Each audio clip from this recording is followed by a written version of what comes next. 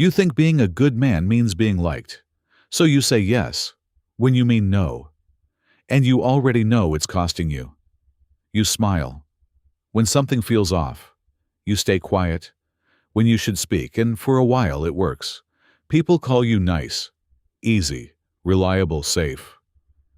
But here's the part no one tells you. The more you perform to be accepted, the less you are respected. And deep down, you already feel it. That quiet resentment, that tension in your chest, that voice asking, "When do I get to be me?" Today, we end that pattern.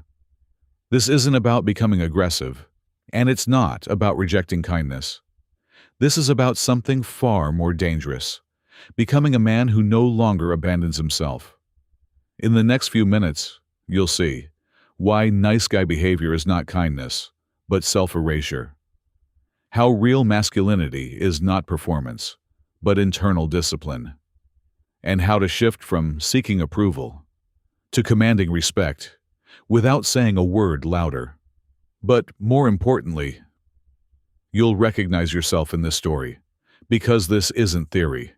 It's a pattern millions of men are trapped in, and very few ever break. Stay with me, because the moment everything changes is not where you expect. Chapter 1. The Silent Trade. You walk into a room and immediately scan it. Who needs approval? Who might reject you?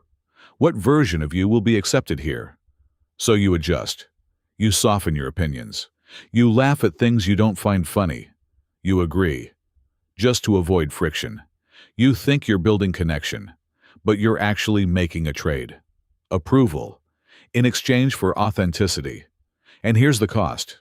People don't respect what isn't real. Even worse, you stop respecting yourself. Waste no more time arguing what a good man should be. Be one, not perform one. Chapter 2. The Hidden Resentment. At first, being nice feels good. You're liked, included, needed. But slowly, something shifts. You start keeping score. I did this for them. Why don't they appreciate me? Why do they ignore my needs? This is the paradox of people-pleasing. It creates invisible contracts no one agreed to. And when those contracts are broken, resentment grows.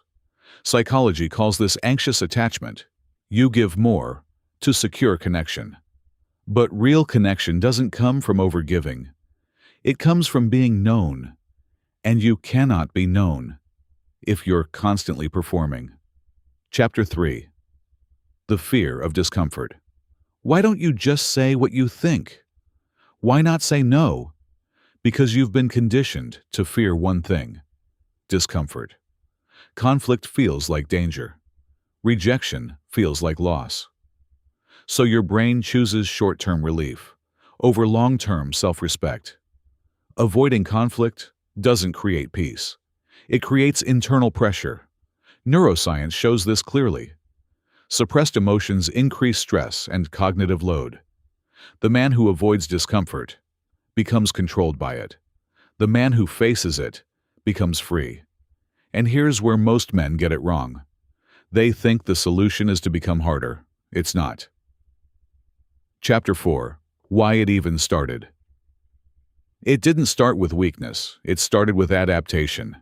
At some point, you learned that being yourself wasn't enough.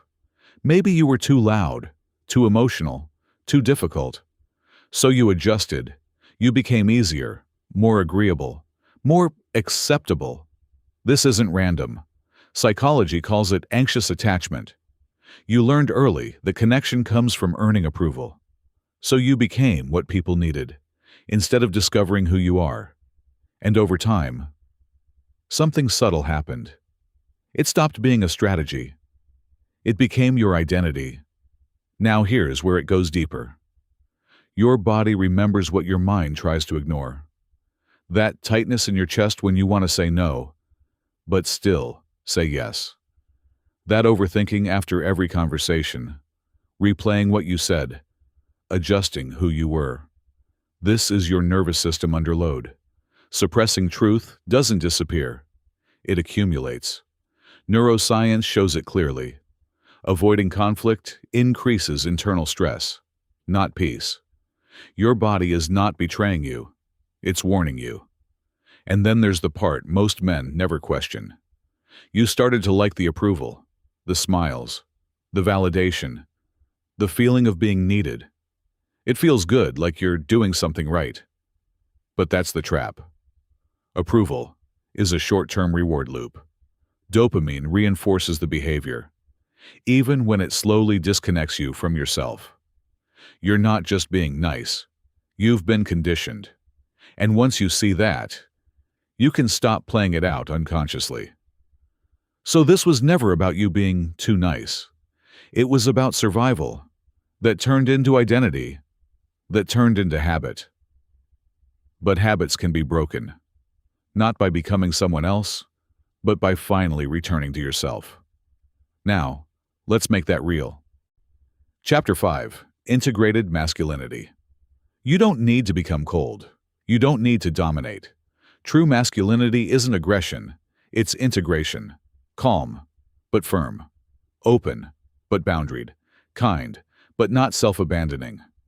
Masculinity is not an external performance. It's internal discipline.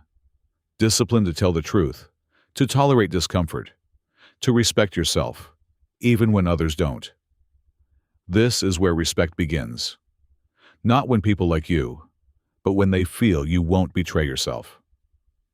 Chapter 6. Boundaries. A moment comes. Someone asks for your time, your energy, your agreement. And for once, you pause. Your old self says, just say yes, keep it smooth.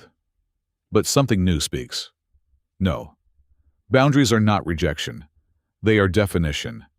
They tell the world where you end and others begin. Assertiveness is not aggression. It's clarity. The first time you say no, it will feel wrong. The second time, uncomfortable. The third time, powerful.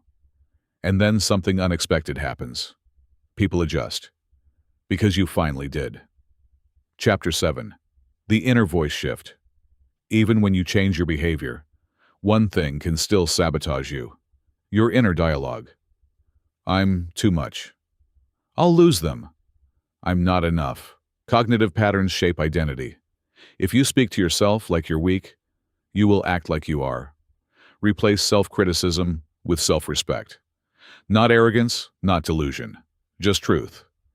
I can handle discomfort. I can survive rejection. I don't need to perform to be worthy. That voice becomes your foundation. Chapter 8. The dating shift.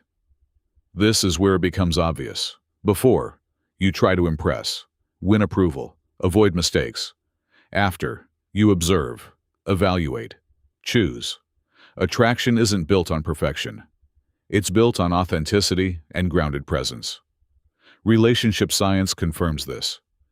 People trust and connect more deeply with those who are real, not rehearsed. You stop asking, do they like me? And start asking, are they right for me? That one shift changes everything. Chapter 9. The resistance. Here's the part no one prepares you for. When you stop people-pleasing, some people won't like it. They'll call you different, distant, difficult. That's not failure, that's recalibration. You are no longer playing the role they were comfortable with. Growth is not linear. You will doubt yourself. You will slip back. But each time you return to yourself faster, you win. And now you see the pattern clearly. Respect starts with self-respect. Authenticity beats approval.